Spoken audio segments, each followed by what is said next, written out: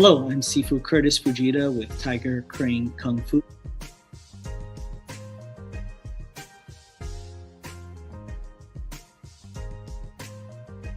I just wanted to let everybody know that we do have an online program that we're utilizing for students who are in other states, other time zones, other countries.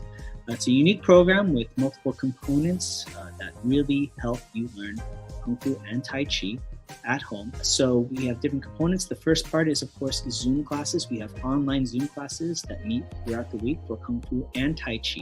So we record the Zoom classes, and we have an archive of videos for you to access at any time, anywhere, as long as you have an internet connection. So if you missed a class, you can go ahead and follow along and check it out. Or if you want to remember something that was mentioned in class, you can go back and watch the rerun. It's an archive.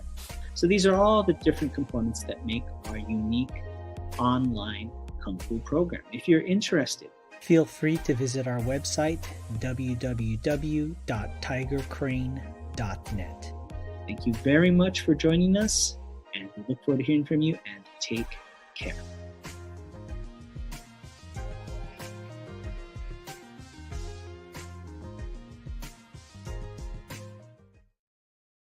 I'm Patrick Lugo, author, illustrator, comic creator, and art director for Kung Fu Magazine. I'm Kurtis Fujita, comic book creator, also a Kung Fu instructor.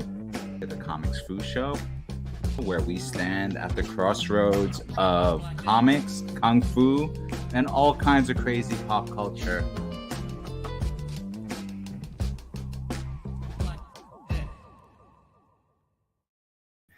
All right, Patrick. Hello, hello. We're back. We are back with some new media too in the mix. So we have not been lounging as much as we like to think we have been, I suppose. Not at all. But exciting day, exciting show, right? Oh, I've been very much looking forward to this one. So, the clock's ticking. We're almost 3 minutes in, and that's 3 minutes that we're not spending talking with our guests. So would you like to do the introductions this time, Kurtis? Yes, definitely.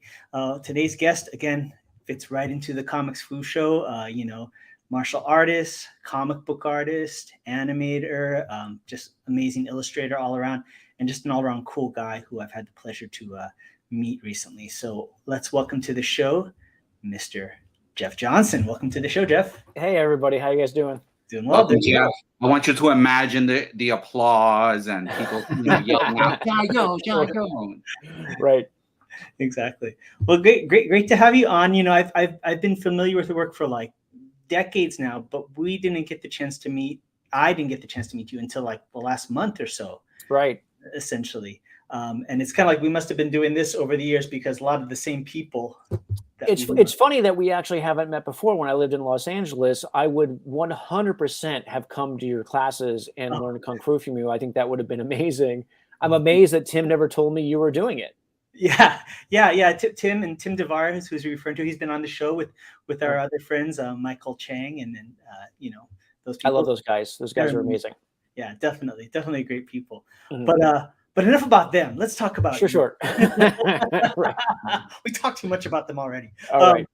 So, Jeff, I first became familiar with your work when I was working at Malibu Comics on the Ultraverse line of books, and we were just on the same panel at the LA comic show. Yeah, WonderCon, yeah. Mm-hmm. WonderCon. Yeah, but I mean, you've had such a huge career, throughout the years. Maybe you could just kind of tell us a little bit, kind of go over like where you started out, and then where you're at now in animation, and how all that came together, just kind of the broad strokes. Well, I was lucky enough. So right out of high school, I joined the Army, and I learned to be an illustrator for a psychological operations unit at Presidio in San Francisco. But I'd always wanted to do comics. And so in high school, I did a comic book with my friend Steve Jones in a local newspaper strip. We did a weekly comic book strip, and that was sort of our first. Like, I always wanted to do comics, but that was our first published work. And then I went to a lot of comic book shows up until I was still in high school. Then I joined the Army, and then I came back, and then I did more comic book shows, going to conventions and meeting artists. And I got to know a guy named Fabian Nicieza, who was at the time in the marketing department of Marvel. And we became friends, and he sent me scripts, and he helped me, and I would send him pages, and he would give me notes, and he would help me learn the craft of being a comic book artist. And then over a few years, he became an editor, and one of his first gigs was doing the Wonder Man comic. And so we had been talking for a long time, and he liked what I was doing. And so he gave me a chance to try out for the new Wonder Man book. And I had told him many times that I loved that character. I think I might have even given him samples throughout the years we'd known each other, as like when you do a Marvel sample back in the day, you just made stuff up and sent it in and hoped for the best. So I'm sure that I had drawn Wonder Man before, and he remembered that I liked that character. And so when it came time to do the book, it seemed like kismet. I did a sample. He liked my interpretation of the character. And then when that book got launched, I think it was like 91 or 92. I don't even exactly remember. That was my book. I was a penciler on the book. And I have all of that to thank to Fabian, since he gave a kid a chance. And I guess the rest is history. That's great. It's always interesting hearing that first moment where you kind of get into the industry, because it's not like, especially back then, it's not like really a clear route how to get in. No, there was never. Yeah. By the way, I spent years not getting in. Like that was, I did, I was such a dumb kid that my other favorite character, but on the DC side, is Warlord. I love that character. And so I actually drew sample pages for Warlord. I must have, like, I was 19 or I was 20, but I didn't know any better. So I sent the original art. Oh, like 11 by 17 pages. I sent that in to like, at the time, the person who was doing Warlord, and just never heard back. But like in the end, I'm like, that was dumb. And eventually I learned that it was better I would send photocopies, but then also on the envelopes, I would draw pictures. If I was sending it to, say, the Green Lantern editor, because back in the day, you would just go to the store, you would find out who the editor was on a book, and then you would just send them a letter. Maybe you would send them something to the submissions department, but that was a crapshoot. And so you hedge your bets and send them to all the various editors. And I remember sending stuff to the Green Lantern editor and drawing Green Lantern on the envelope. Or I'd send stuff to the Superman editor, I'd draw a Superman on the envelope, in the hopes that it wouldn't just automatically be thrown away, which is, that's just what they do. An unsolicited submission, that goes right in the round file. No one cares about that. Yeah. But luckily I developed a friendship with Fabian, and that paid off in the end, from him actually looking at a submission that I did. Whereas, I don't really blame them. They get 1 million submissions, and who can, an unsolicited submission it's a can of worms. Yeah. Definitely. And did you have any formal art training before that, or was it just all self-taught, or how did you? It was all self-taught. Well, back in the day, there were no places to go. There was the Kubert School, and my friend Scott Collins is a QB, and he learned a lot there. But on the West Coast, there really wasn't a curriculum to learn how to draw comics in the 90s and the 80s. It was my friend Dan Brereton. I don't know if you know his work or not. He's an amazing artist, and we live very close to each other. He went to CCAC, and he learned illustration and painting, and he's phenomenal. Yeah. And he wanted to do comics, but they tried to steer. Not that they tried to steer him away from it, but there just wasn't a system in place to deal with that kind of illustration. Mm-hmm. So he had to kind of develop his own curriculum to do it. And I think a lot of us from the 90s and the 80s really kind of had to find our own way into it. When I would go and talk to editors and other artists, it was always kind of the same information. It's like, we'll study film, study storytelling, learn to be a good director of your own story, and then you draw that, and that's what makes a good comic book artist.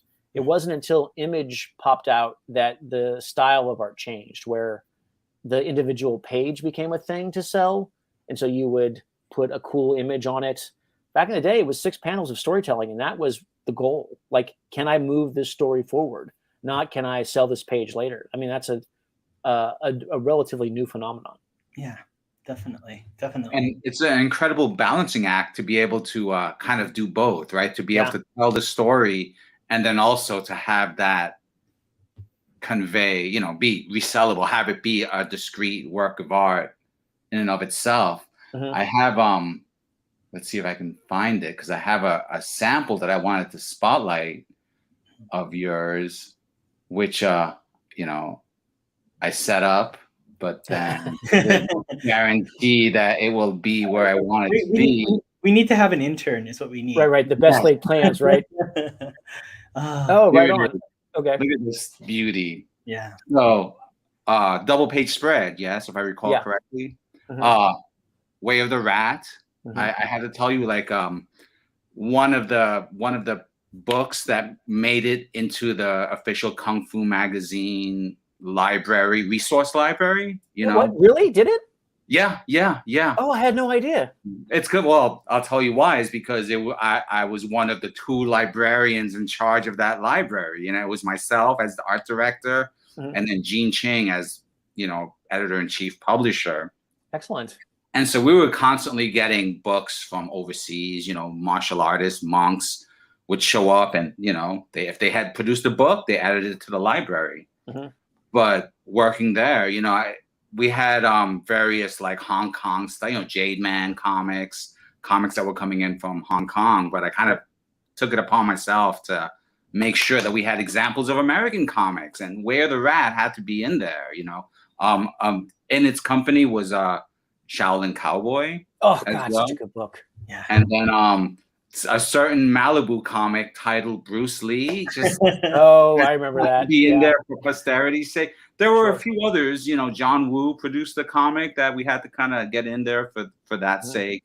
Right. But the reality is, it was just another reason for me to go to the comic shop, pick up a copy of Where the Rat, and then have the company pay for it.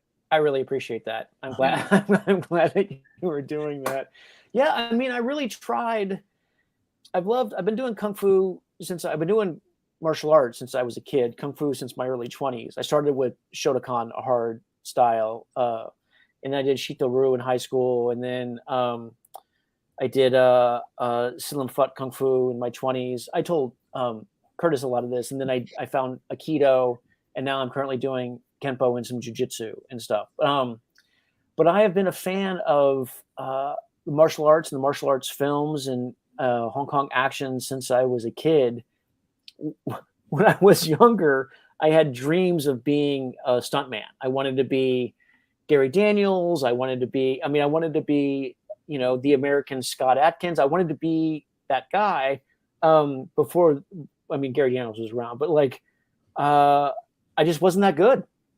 I was better at drawing, and it was a tough choice of do I spend my time doing this or that? I loved martial arts so much, but I was a better artist, which is what was a tough pill to swallow in my 20s. But I've loved them so long that I don't know if you recognize Boone is definitely based on one of the 5 Venoms. Oh, is it the young one, the youngest one? Yeah, that makes the most sense. acrobatic one. Yeah. Oh, that's great. Yeah, he's not. What was that? Was that the Toad Kung Fu, if I'm remembering? No, he did all of them. Right? Yeah, he did all of them. He did all of them. Yeah. He was. I mean, I love the Venoms. I've watched all of their he was the 6th Venom, essentially. Yeah, basically. Yeah. So he is 100% the 6th Venom, and I tried to make sure that he had that kind of fun, acrobatic, comedic, but still handsome, appeal. Yeah. Well, I always explained Where the Rat is just Jackie Chan as a comic, it's a real broad stroke, but just that sense of timing and the sense of acrobatics, that conveyed more than just the badassness of fighting, right? It's more of the finesse. And, it brings to mind some of what you wrote in the book, right? How to draw fight scenes like a pro, so I have a few questions about that, but I don't want to just blast. I'm happy to answer all the questions about that. Yeah, fight scenes, how to draw fight scenes as a pro kind of came out while I was working on Way of the Rat at CrossGen, and Watson Guptill approached a bunch of artists there to do like a series of how to draw comics. And so it would have been like how to draw monsters like a pro, how to draw fight scenes like a pro. And I think I might have been one of the only guys to finish his book. And so that's, and by the way, not easy. It wound up in the end, I had all the art done. I had all the lessons planned out, but when it came down to writing it, it sounded terrible. So I just dictated the lessons as though I were teaching them to a class to my wife, and she just wrote what I was saying down. And that's fundamentally what the text is, because typing it sounded awful. So yeah, so okay, so in the book you mentioned one of the things that you mentioned was like the initial contact, the initial action, the reversal of action, and then the final action. Well, yeah, like I think one of the things I think is interesting about, I wanted people to think of fight scenes in the way that I think of a fight scene, which is a small encapsulation of the overall story, right? Like if a story is the hero's journey of like beginning where you don't know what the outcome is going to be to lessons learned until to being the hero at the end who solves the problem, right? So your initial relationship is whatever that conflict is. Like, how do you set that up? It's the protagonist against the antagonist. And then the initial attack, and then the reversal can go back and forth as many times as you need. And then there's the final hit where either the lesson has finally been implemented, or one person is just won through the grace of God, or whatever the fate decrees. And then the reestablishment of the relationship, like the guy standing over the other guy. And I know it's a simplification, but it seemed to me like in every fight scene I've ever watched, there was character development, right? There was, this character is using the lessons that he learned to overcome the obstacle. And it seems so obvious from watching a million martial arts films and reading a bunch of comic books. I'm like, oh, this is the pattern.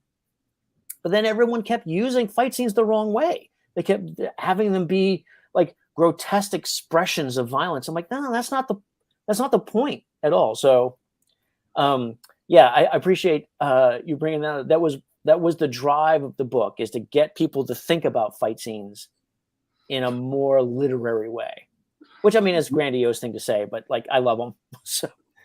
See, I would have used the word lyrical myself. Yeah, right? agreed. Because yeah. like, when you look through the book and you see, because you also go into the action arrow, which I loved, right? Because you would draw someone, a Taekwondo master busting out a high kick. Yeah. And then you would, technically proficient kick, well done.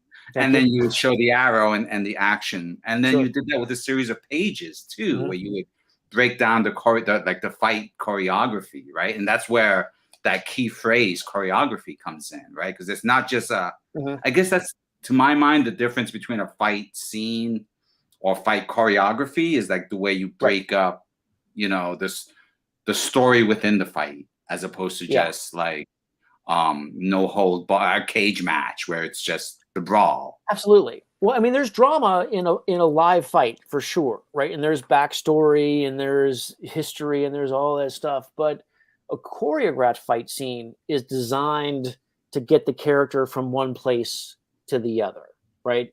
So there has to be a moment where there has to be the entire 3-act structure, from the dark moment of the soul at the end of the second act to the recovery and then the victory. Like there has to be all of that in a fight scene, and whether it's a 5-panel fight scene or a full issue fight scene. You have to have that emotional quality to it, or that consequence to it. Otherwise, no one cares. Definitely. Yeah, well, that's another thing you covered, right? Was the difference between, say, a technical fight scene and an emotional fight scene, right? And the use of both. And like the one thing, because that one thing that always comes to my mind, and this is Curtis and I talk about this all the time, right? Like in terms of what comics can do. And one of the things that I'm a big fan of is that comics allow you to externalize the internal, right? Like you could either, symbolically or stylistically, you could show on the page what's going on inside. So in Absolutely. a way, like a fight scene you can do that with a fight scene like 2 times over, right? If you really think about it, of like not just the technical elements, but how the art conveys it, or the style of your art. I mean, like looking at your art, right? You've got the anatomy perfect. You've got the, the drapery, glory. I spent hours trying to get those monk robes. Oh. Yeah, those are tough. Right. Right. Yeah. Well, I mean, one of the things that's that was fun about Way of the Rat is that I had sort of a carte blanche to give everyone a characteristic style. Like the main villain, the judge, he does a lot of right.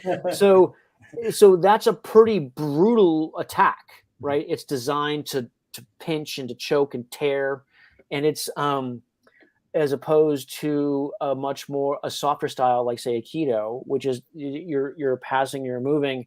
And one of the things that I wanted to make sure that Boone, the main character, did, he had the ring of sticks, the ring of stabs, and so he had blunt instruments, and so he would a stick or staff, which are deadly. They can be deadly, but they're not necessarily lethal. And so I never wanted him to kill anyone. I wanted him to be the hero who believes life is sacred, but sometimes he has to fight, like Gordon Liu in 8 Diagram Pole Fight, right? Like I wanted him to have that same sort of integrity, but then also show that against other martial arts like the Ring of Blades, who spear, saber, who, like, I'm cutting through the problem, right? I don't care about that. And I remember telling Chuck Dixon that, and I remember telling everyone that, and they're like, oh, okay, yeah, whatever. We don't have any idea what you're talking about, but it sounds good. And so then I got to do the ring of fists, ring of daggers, ring of scarves. Yeah, it was. I got to develop everybody had a style that revealed who they were as a character. That's great, because doing martial arts, it's the same thing when you spar with somebody, right? You think you know what their personality is, right? And then when you spar, the real personality comes out. You can't help it. Is this person going to go for your liver, or is this person going to like touch? Yeah. When they could push through, right? Like Definitely. You always know when you spar someone who's going to be your friend afterwards, because they didn't hurt you when they could, but you know that they could have. And so you were like, oh, thank you for teaching me something, but also not breaking my nose. Definitely. And it's funny, you're talking about the choreography. In some ways, and I feel this too, the meaning of the fight scene is almost like a good musical, where the song and the lyrics tell you about what's going on internally to that character in that part of the story arc. And then so on. And it's just, like Patrick was saying, of course, we love your art. And it's just so nice to see a martial arts comic book where somebody's not essentially doing the robot, where this is the fight, pose for every pose, to see context, right? Yeah. Could you tell us a little bit about how that project how that series came to fruition, how you and Chuck Dixon came to work on it? Oh, sure. So I had gotten the job at CrossGen, and I was supposed to be, so the gig at CrossGen was you did 10 issues a year, and then you had 2 fill-in issues. And so you had your full-time guy doing the 10 issues, and then you had another guy who was me, the fill-in artist, doing 2 issues on this book, 2 issues on another book, and 2 issues, and doing their own 10 issues, filling in for the full-time artist. And I did an issue of Ruse. That was my first fill-in issue, and then I was, which was a really fun book. And then I was working on a fill-in issue of The Crux, and then Chuck Dixon, and they wanted to do a kung fu action story, and Chuck Dixon had written it already. And they had, I forget who Dwayne Turner might have been the guy that they were envisioning taking over, or doing the book. And then I heard about they were going to do a kung fu book. And I said, hey, I love martial arts. I love martial arts movies. I've done kung fu for a long time. I would like to do that book. And the boss did not want me to do that book. In his mind, it was a totally different animal. And so I talked to Chuck Dixon about it, and I did a bunch of sample art, and I basically auditioned for the gig, and I was able to get it. And then I think that the boss and I had a lot of conflict throughout the project because he, like I said, in his mind, the original idea was that this was going to be the first book that was done in America, but that was printed for Chinese consumption. So the original deal is they had a printer in China who was going to print it for us, for the American audience, but then also print a version of it in Chinese. And so I designed the book with mostly horizontal panels so that you could read it vertically, right? So you could just go down as opposed to left and right, since Chinese people read things backward, or not backwards, they read things the other way. Yeah. So I designed the book very much to be international.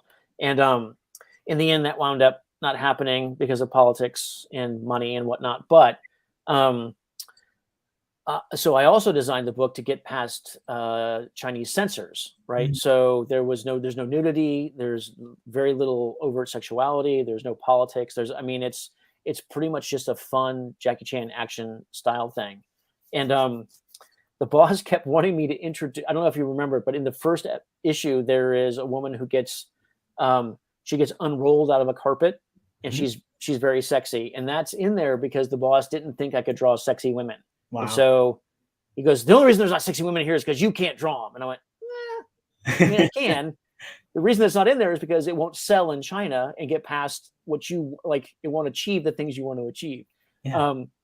But so that page is fun for me because I think it's a good page, and she is cute, and it wound up never happening anyway. But yeah, so the story is I auditioned for the gig and got it because I was the only person in the office who knew anything about Kung Fu. And then we did 2 years, and it was a lot of fun. And then the company went under. That's great. How did you transition from comic books into animation, or was it something concurrent as you were working in comic books? You were also working in animation. How did all that come to? That's an interesting question. So I finished the gig at CrossGen, and then I moved back to Los Angeles, and I was doing a book for Dark Horse at the time. And then my friend Dave Johnson, who was working as a background designer for Justice League Unlimited, was moving on to design Ben 10. And he said, "Hey, there's a background spot opening up. Do you want to give it a chance? Give it a shot?" And Sean McLaughlin, who was a friend of mine from the Wonder Man and Aquaman days, like he was also a writer. Basically nepotism, to answer your question. I knew people who knew people. Sure. I'm going to tell you a story about my skill, but the truth is it's who you know. So, well, it gets you everywhere. Yeah, it gets you in the door, but you have to do the job, you know. Right. So the slot was opening up on Justice League Unlimited as a background designer, and Dave asked me if I wanted to give it a try, and I did, and I really liked it. And I loved doing animation, and I love comics, but animation was drawing backgrounds as opposed to drawing a whole comic book page, which I'd been doing I think I needed. To be honest, I think I just needed a break from comics after doing CrossGen for a while and developing a whole world and all the responsibility that the idea of just doing one thing at a time was super enticing. Definitely. Yeah. So I started with backgrounds, and then I moved on to characters, and then I wound up doing storyboards, and I bounced around. And the thing about animation is I got better as an artist because I got to focus on just one thing at a time. And I don't think I realized that was a hindrance in comics, because in comics you're doing everything, but being able to just do characters and really focus on shape and design, or just do storyboards and just focus on angle and shot, was super helpful when I came back to comics. That's great. You know, I talked to our friend Tim and and Michael, and things interesting. And I don't know if people understand, but there's a certain group of people who were in animation around that time in the late 90s through the early 2000s that excelled at doing action. And of course, many of you are now of course still in the industry, but there's a certain energy, of everybody, especially how to choreograph action, that Right. worked at Sony, worked at Warner Brothers and all that stuff. And I don't think that everybody really fully understands or grasps just how strong that community and that group of creators are and what they've done for American animation. You know? Oh, no, I don't think, I think that people don't, the trouble with animation, this is not really a problem, but I think that in terms of recognition, everybody's name goes by so fast that you don't quite know what they were doing. And one of the things that I found in animation, like guys like Tim DeVar, Michael Chang, Sam Liu, like all these guys who have some backgrounds in comics but have focused on animation, are remarkable. They are stunning artists and they are experts in their field. But since their name goes by so fast as the things scroll, the regular world has no idea that this level of art is being done. It was humbling to get into animation and see like, oh, this is what background design should be. Or like, oh, this person's grasp of storytelling and timing is way better than anything I've ever experienced before. But they all kind of operate in the shadows. Definitely. No, you go. Well, I just wanted to zoom in on what you said about storytelling and timing, right? Because the one thing that I'm always fascinated, animation, because it's a moving picture, right? Especially when we're talking here about choreography and action, right? You get to see it happening. And that's something that doesn't really happen with comics, right? Comics, no matter how well each drawing is made, it's still a series of static images, right? So the action is happening in the imagination. It's happening like on the page, but like kind of in between the panels. All the movement happens in the gutters. Yeah. Right. Yeah. And so like, how like knowing that inherent limitation, how would you tell someone else, a younger, less experienced artist or someone who's not as familiar with martial arts, like, okay, you've got to do this Iron Fist story. How are you gonna do it? Like what's gonna be the key thing that's gonna distinguish Iron Fist from Luke Cage in a fight? I think that's a really interesting question. So one of the things that I tell students who are wanting to be who want to get into storytelling, they either want to do comics or they want to do animation. The key difference, and this is going to be oddly esoteric, but I think that it's the only way that I can describe it. The key difference is in animation, it's the fourth dimension, it's time. In animation, you are dealing with a set, rigorous 24 frames per second. That time that's decided, right? So how you use that time is how you can pace the story, but like that's fixed. In comics, the space is fixed, right? You only have this much space, and however many panels that you put onto it, you can simulate the movement of time, but both are one is dealing with the illusion of time and one is dealing with the illusion of space. So you're trying to create one with the other, and that's where the magic happens. And it takes, when you're doing a storyboard, you're trying to time the moments, right? Like, oh, I'm leading up to this, the back and forth and this, and then I'm going to slow down for maybe this final hit. When you're doing a comic, you hint at the back and forth, and then you give more space to the final hit. So you're basically swapping time for space and space for time. And it takes a while to figure out how to do those two things differently. It took me, like, when I first started doing storyboards, my friend Shant and Mike Chang was one of my first directors on Batman Brave and the Bold, and he was super great about letting me mess up and then fixing it and then helping me understand why it was what I had done was didn't quite work. But when I first started doing storyboards on Transformers, my friend Sean said, "Oh, it's going to take you 4 years to figure this out." Wow. And I went, "Oh, okay." Right. But coming from the martial arts where you're here, like, it's going to take you 4 years to get a black belt. It's going to take you 8 years to get a second. Like, I went, oh, okay, that's how long that takes. All right, I guess I'm going to start being a white belt at this thing. Yeah. And it did. And it took me like 4 or 5 years till I finally figured, I'm like, oh, this is what he means. Wow. And stuff started finally to come together. But I think it was doing martial arts my whole life that I had the patience to be like, oh, all right. That's how long it takes sometimes some skills to coalesce. So See, yeah, that's why Wing Chun is so popular, because they say it's 5 years to become a master, right? That's like the common refrain. Wing Chun is so tight, you'll master it in 5 years. 5 years, and that's pretty fast. Yeah, right. I mean, I always, because I think all of us have played Dungeons and Dragons, which is my Sifu used to say about our Hung Gar style, and he would compare it to the other style called Choi Lei Fut.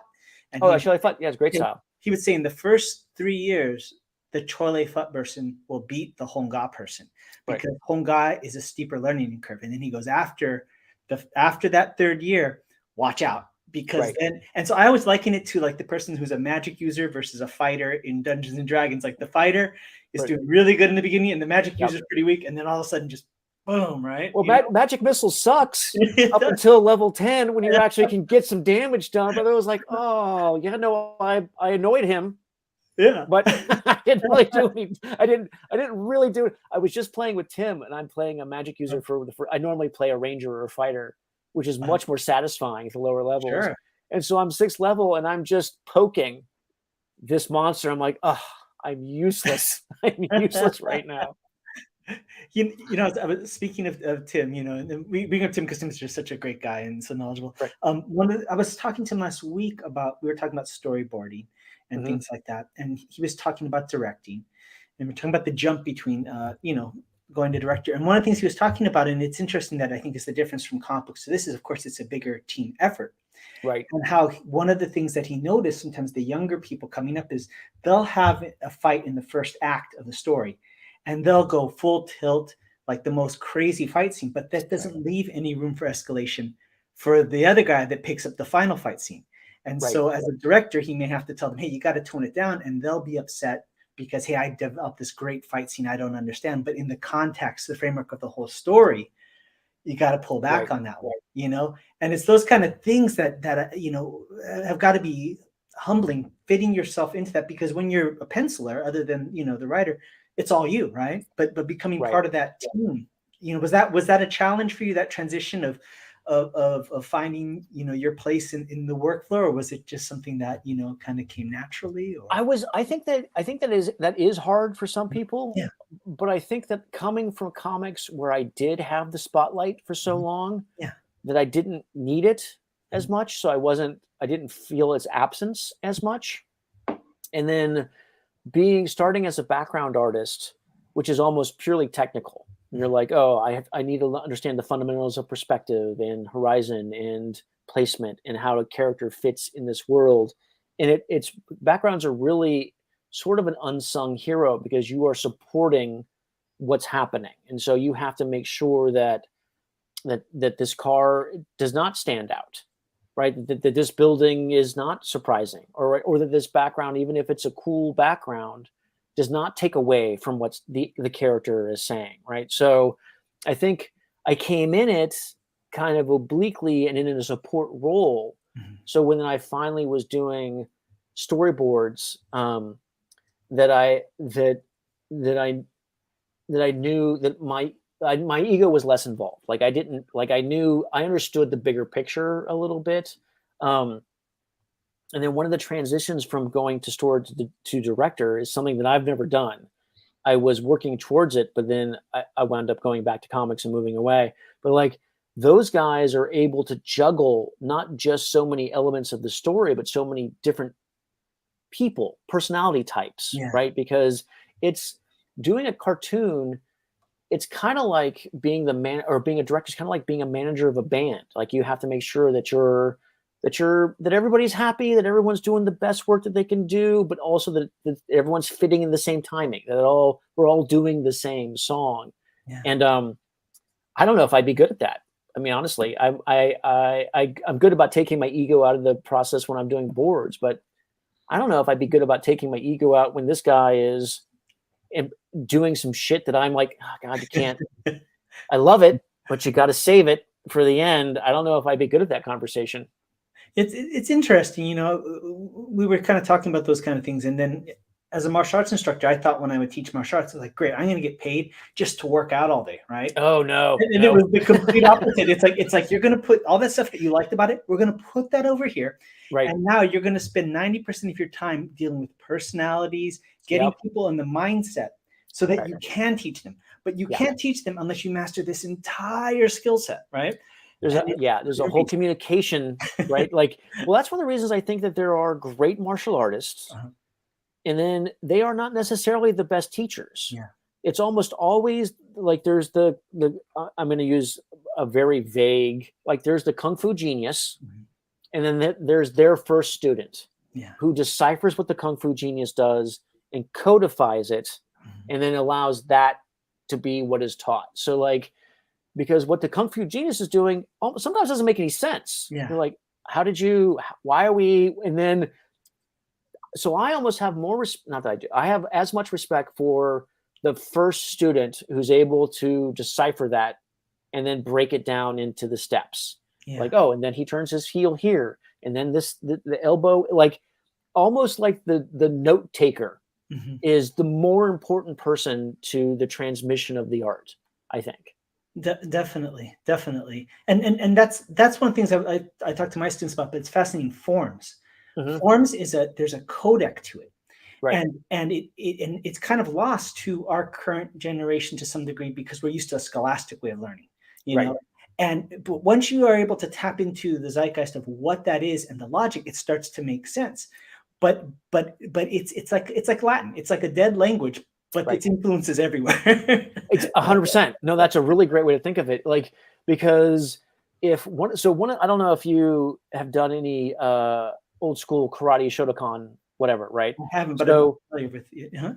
Right. So this block, right? I was always taught as like, I'm blocking a guy punching down and I'm blocking here and I'm blocking another guy outside. Yeah. And I was recently told like, no, that is a passing block strike, right? Like it's this move is just to the one guy, because the two guys are never attacking at right angles. Like that just doesn't happen.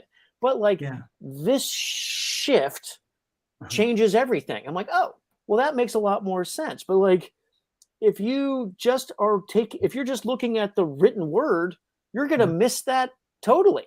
Oh, so there's subtext, right? Yeah. It's like in my Sifu say, he says, Kung Fu is like a good book. You have to read it many times to get the deeper meaning. And it's almost like a good book where you put the book down, you read it when you're a teenager, and you go back when you're middle age. And because your perspective is different, you can see something. So I always tell my guys, there's always three moves to every technique. There's the move you see, there's the implied move, and then there's the contextual move. Why is this in the context of XYZ? Right. There was unfortunately he's no longer with us, but there was a very amazing Sifu named Francisco Rivera. He was a Hung Gar Sifu out of New Mexico. And one time I was talking to him on the phone about our style, and he goes, hey, have you he goes, yeah, you got those applications. He goes, what about the application when you do the movement in reverse? What? Oh, he goes classic. Yeah. He goes, I just doubled your entire curriculum. You're welcome. Well, also is like this is something that we contended with at the magazine with every issue, right? Because we had, it's Kung Fu magazine, right?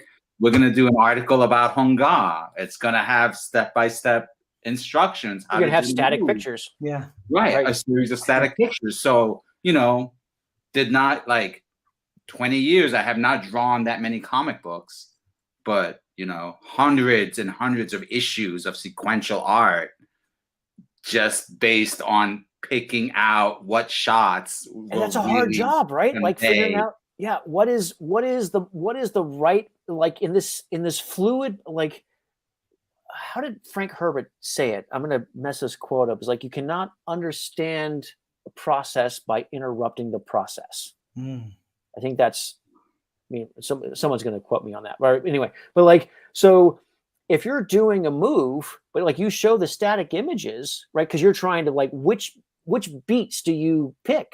That must have been super hard to decide. Oh, and then, you know, trying to explain it to the master, because the master's like, okay, putting aside the fact that half the times we're working to a translator. Sure. Right. But the master's like, no, these movements happen at the same time. It's not lock and punch. Right. You know? Exactly. It's not right. This and that. Right. It's that. This. Right. Exactly. You know? Right. And then so like, well, okay, we know that, but we still have to take a shot of each one. And, you know, and then the same thing like on the cover, you know, like, look at the camera, because to sell an issue of the magazine, you have to make eye contact. Eye contact. But you never make eye contact when you're fighting. You look at your fist, you know. So we're constantly like, you know, but then if like we take the shot with them looking at their fist is in front of their face, and you know, so or even more confusing is like, look at the space around, so you're not focused on anything. That's not going to sell a book. Yeah. That's not engaging. That's crazy. Yeah. Well, you know, you would be amazed how many times we had to figure that out with a Tai Chi master who just looks like he's floating in space. And we're like, okay, how do we make that an interesting cover? You know? Right. Yeah. I mean, I would not want that job. That sounds super complicated. It was fun. Yeah. But fun in a kung fu way, you know, you'd have to take your licks. But you know, all of this, the thing that we keep coming back to is that whole thing of time and space, right? Like we were talking about that before the show, like time and space, and then, you know, how that applies, like what you were describing, how it applies to the page or to like the cell, but then how it applies to a real fight, right? The martial art aspect of it. Timing and distance. That is everything, right? Like, where am I in relationship to either the viewer who's experiencing whatever it is I'm drawing, or my opponent who I'm interacting with in that moment in time, right? Like that relationship is everything. Definitely. And the mastery of it, I feel, is what, as martial arts become older, trumps the youth and strength and speed. Like young people are naturally going to be faster and stronger. Right. You know, but the timing, if you master the timing, I always feel like you appear fast to people if you've mastered timing. You're not really faster. Your timing's just good. You know, you show up to the meeting on time instead of early or late, you know, and everybody thinks you're fast. So it's funny that you mentioned that, because I was just having a conversation. I was training yesterday, and one of the things that we are working on is my kung fu, my karate instructor. So it's Kempo, and he does both. So it's kind of like, it's a Kung Fu, Kempo, karate, like it's a mixture of things. But he was saying is like, you don't need a cannonball to kill a sparrow.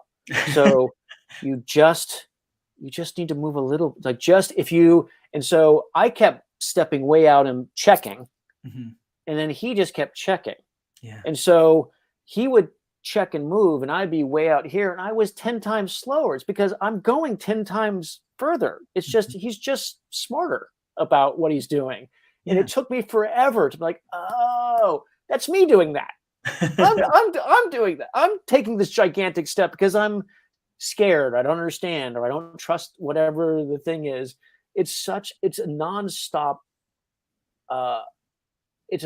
slap in the face, both mentally, artistically. Like, what am I wasting my time doing? I think it's such a great education, like artistically and in terms of the martial arts, but just in life in general. It's like, what am I taking extra time doing that I shouldn't be doing? No, definitely, it's the efficiency, and I mean, to bring it back to the art, and in particular your art. I mean, it's like, you know, like when one of the things I love about your stuff is it's like there's no needless line work, especially considering the era where you were coming up in, right? It's like you say so much with a single line. About what I love is the volume in all your illustrations. The volume. Oh, thank you. Yeah, and it's just done with the quality of a single line. It says so much about your understanding of the anatomy, of the form, of the gesture, and everything, right? And especially during the 90s era, you know, which has good and, you know, so not so good, you know, kind of aspects. Everything in there was purposeful for a reason, and not just kind of lines for line's sake, or to just kind of draw the eye needlessly in multiple directions, you know? And I think that's what's so fast. I think it's funny when you do martial arts, I think we can all agree, you start to just draw parallels everywhere. Okay, well that's just like this. Oh yeah, that's just like absolutely right. Yeah. Yeah, I mean the mat, like the mat is the like I don't know if you call it the mat, but we always called it the mat. Like just take it to the mat. Just go to the mat. Just like if you have a problem or you're having a thing, just go to the dojo. Just go. Yeah. And yeah, it is everything. Like your approach to how you train is your approach to how, like, what's the other one? It's like laugh in the dojo, cry on the battlefield, right? Like, or no, cry in the dojo, laugh on the battlefield, backwards, right? So you're just going to go and you're going to, so when it comes time to actually do it, it's not that big a deal because you've been hit a million times already. And you've learned that lesson of like, I don't need to. Well, the other thing too is like, I trained with Jim Lee. I was his assistant when he was on the end of his run on Punisher War Journal. Oh, wow. And I was in his studio when he was working on his first issues of the X-Men, and they're glorious. The pencils of that were inspirational for me because I'm like, oh, that's what a comic book page is supposed to look like, which is both good and bad because I've never done a page that good. And in my mind, that's what it should look like. But early on, I just did not understand what Jim was doing with his cross hatching and his the way he conveyed shadow and light. I was like, I don't get that. That seems like a lot of work when I'm like, I'm done with this line. Like that's all I want to say is this line's going that way. But Jim had a lot more to say with it. And I'm like, oh, this is not comics for me. I've never understood cross hatching. I still can't do it. Yeah. Well, we had Jeff Darrow on the show, and we think highly of him. And I think he was saying something about speed lines, and he goes, "Oh, I'll never be that good." And it's like, dude, you're Jeff Darrow. It's like I can't believe you're saying that. Like, no. Meanwhile, he has to draw everything on a desk that's like 100 feet away in the background of a fight scene. Because he is definitely an inspiration. Where I think he and I see the same world of like, oh, that's a nut and bolt being kicked out of a robot's head. That's important, but that just the shape of it's important. I don't need to put line work on it. That's too much. But we just gotta know it's a nut flying it's out. A nut. It's over there. That's all you need to know. That's enough. Yeah. Well, I think we were talking about it on the phone too. I think it's also interesting because the 90s were the time where coloring just had a huge upgrade. Right. And the difference artistically, where before the pencil and the inker had to render shape and form and do the rendering through the ink because the coloring was at the level that it was. Right. And then it changed because now with the computer coloring and that ability, it's not necessary. It's still an artistic choice, but it's not a necessity like it was to render the form to that degree, Right. And it's very interesting. So the technology has moved on in a way to sort of, I don't think it's fair to say that the colorist replaced the inker, but the colorist now does a lot of the jobs the inker used to do. And so I think that changed the way everybody approached comics. Yeah, definitely. Right. I mean, inkers are kind of an endangered species these days as well, just considering people are going straight to digital. Yeah. But like, it's still, so much of it is still in the choice. Like looking at some of your, I had some of your sample pieces on the screen when the Miss walked by earlier, and she looks over and she's just like, oh my God, he can tell so much in just one image. Like one image tells so much of the story. And and it's not just because you drew a lot of stuff, right? It's because you make choices that reinforce a whole vision, I guess. Right. I do think that's partly because I am from that old school of you draw on paper. Or you just draw on paper. Like I do some stuff digitally, but I still I do all my storyboards digitally because that's just the way the system works. But I draw all my comics on paper and I still ink by hand. And I am not a great inker, but I'm functional, right? I can get the job done. And as I get older, I'm starting to kind of go back. Not unlike when you do Kung Fu for a long time, you kind of like go back to the older master. You're like, oh, what was this guy doing? What was that guy doing? I'm definitely kind of reaching back like, oh, what was Al Williamson doing? What was Franklin Booth doing? I'm like, oh, I get that. Why you would cross hatch it in that certain way. It's fun for me. I don't know if it's commercial or not. It's really not efficient, but it's fun. I'd be curious because as we wind down, you had mentioned, I don't know if it's public knowledge or if we can talk about it, but maybe you talk a little about what you're working on now. If there's So Let me see if I have anything super handy at the moment. So I'm working on a book with my friend James Robinson, and Great. yeah, he's amazing. And it's a fantasy book, and it's set in sort of like 17th century Renaissance France. Normally, it's kind of like Game of Thrones meets the Three Musketeers. Nice. So the martial arts, and I'm super familiar with the Eastern martial arts, but I'm not so familiar with the Western martial arts. So I've had to learn a little bit about fencing and a little bit about sword play in how to draw it. But it's all pretty much the same body positions, the same stuff. And so I have these are pages that I'm working on at the moment. So that is the main character. Wow. And so he's in the woods. This is a page in progress that you can see that I'm inking it and penciling it. So you can see that it's, it's great. Speechless. Yeah. And this is for Rogue's Kingdom, right? The Rogue's Kingdom is the name of the book. Yeah. And I think that's all I have handy. I don't know if I sent you guys a picture or not. I probably didn't. But yeah, it is all done on paper. It's very old school. The storytelling is it's me doing comics after having done animation for a long time. So I do think that has affected my sense of composition. Mm-hmm. Now that I've done storyboards for so long, I can't help but do the rule of thirds, where the panel itself is the thing. Mm-hmm. And when I was first doing comics, you would always sort of compose an empty space where the dialogue might go, because back in the day, you got a plot and you just hoped like, oh, I think he's going to be talking about this stuff. And then the writer would come in afterwards, and then sometimes he would fill up a background that you would spend hours on, and sometimes he wouldn't. And so now it's much more of a complete script, and I know which. So my compositional style has changed quite a bit. But that's great. It's after doing animation for a long time, it's been a joy to go back to comics, because it's one picture at a time. Whereas as animation, it's a million, it's 1,000 little drawings.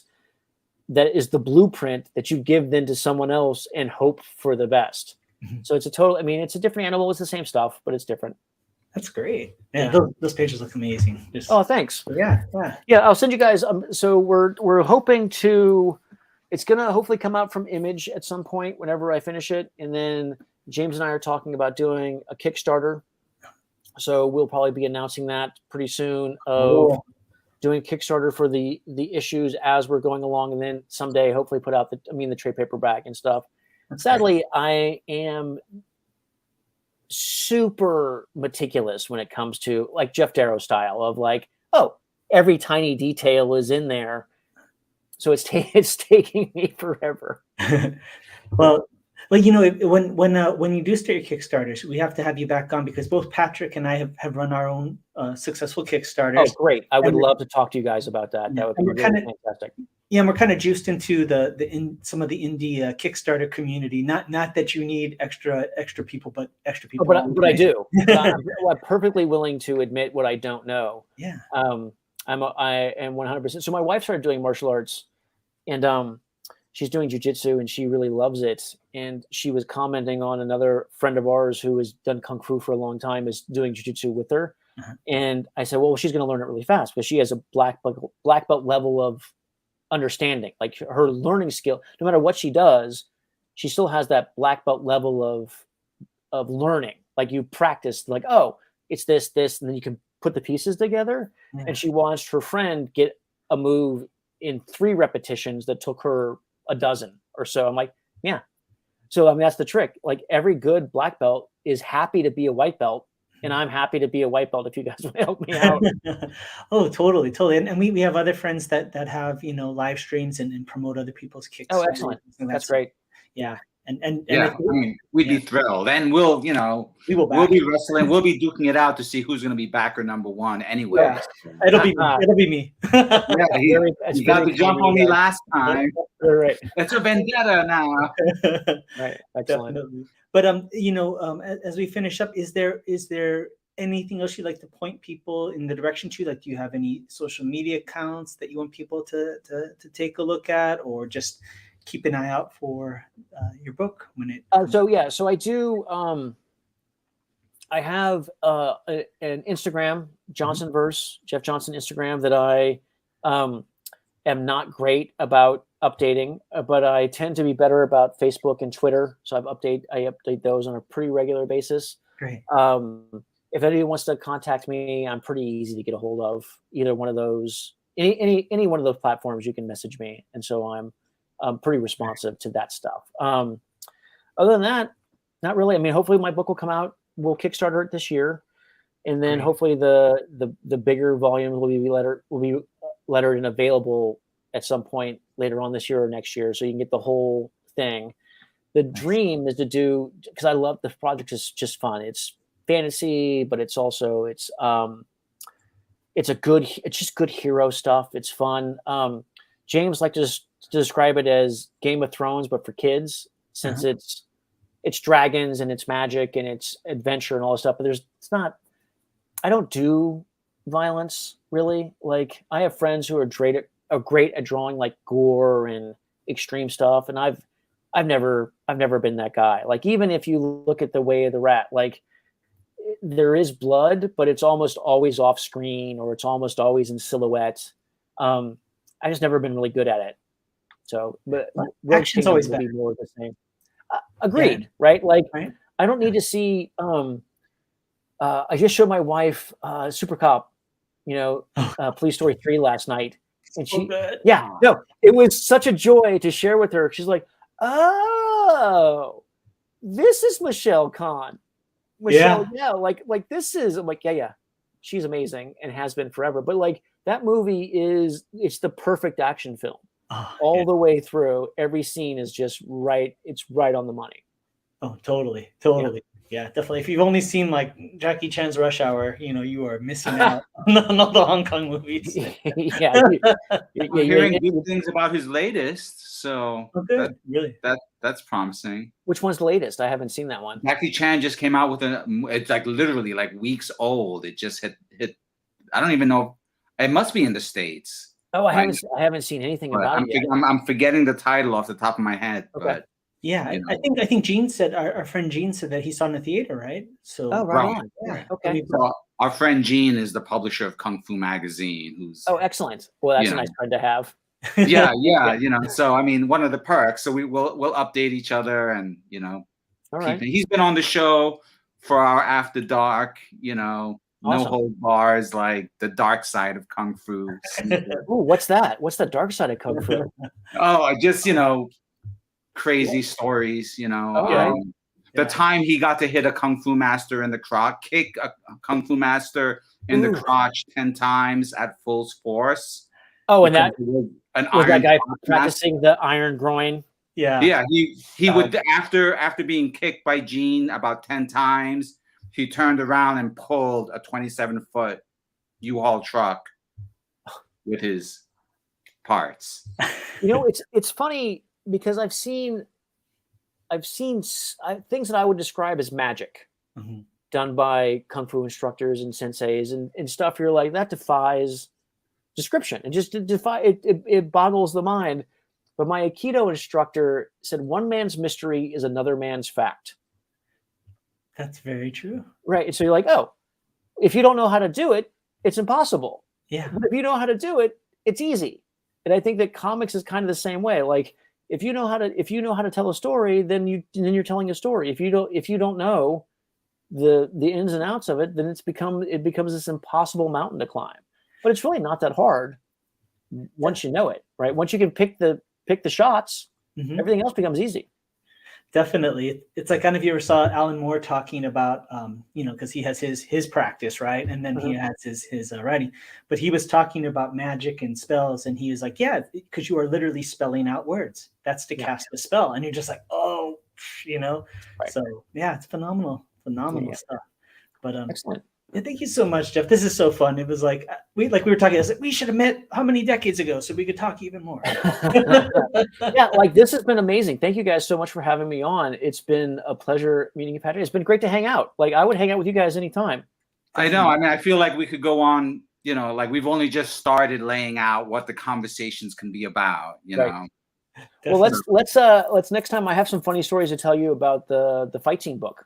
Oh, good. All awesome. right. Awesome. Yeah, we could go so much further on all of these topics. And right, as a quick, it was banned in Texas prisons. What? Oh, I'm gonna leave it there. Oh, that's a nice awesome stinger. cliffhanger. Oh, okay. Well, yeah, we'll figure out the next time they come on because Awesome. that's too good. That's fun. That's so fantastic. Jeff, this has been such a pleasure and an honor and like a bucket list, you know, check mark to, you know, meet the people I've been fans of, you know, and the people whose art has motivated me to step up my game, you know. Oh, thank you guys. Thank you. Definitely. Well, we will definitely be in touch. Okay. All right, guys. All right, we'll do episode 2 later on. All right, very good. Sounds Indeed, like to be continued for sure. All right. All right, good. Well, let's I'm gonna pull Jeff from here, and I guess that concludes the show for today, right, Patrick? Oh, that was another stellar episode. You know, we even snuck in a little Ask the Kung Fu Master sequence in there too, really stealthily. Yeah. I didn't, you know what? I didn't get a chance to ask him what his favorite fight scene was. So one more reason for us to come back, right? Because that's going to be a whole other conversation. Definitely, and make sure everybody to check out our socials and our websites. Patrick, why don't you go first? Yeah. How can I say it's the Tao Te Ching meets the Jungle Book at atigerstail.com. We update it weekly with articles, and I gotta get that left and right thing. That's my artist site. So if you want my personal blog, my artistic journey, the projects I'm working on, you can find it there. If you want to, you know, read about tigers teaching Shaolin monks kung fu, go to a Tiger's Tail.